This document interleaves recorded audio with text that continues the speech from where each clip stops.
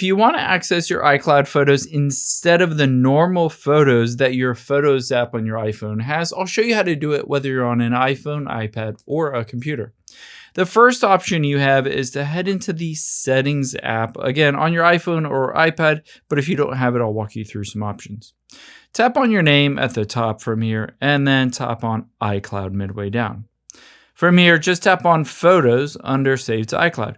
You'll be able to see it says Sync this iPhone is turned on.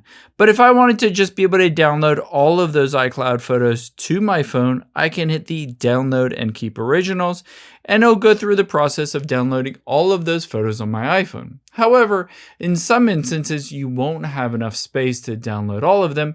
You just want to be able to access and see those iCloud photos and maybe just download a couple of them or do a couple things. You can also do that. To do that, let's head out of here and open up a web browser. From any web browser, you're just going to type in iCloud.com and hit go. And now we'll just tap on sign in, and you're going to sign into your Apple ID account. So let me just do that real quick and use my Face ID. And after I'm signed in, it'll give me access to my iCloud photos. All I need to do is tap on Photos midway down, and I'll be able to see all of those photos that are synced up on my iCloud.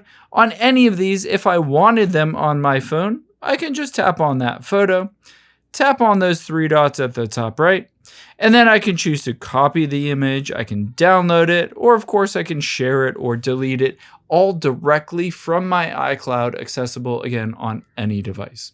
I hope this helps. If you enjoyed this video, check out the video over to my right. I think you'll really like that one too. And thanks for watching.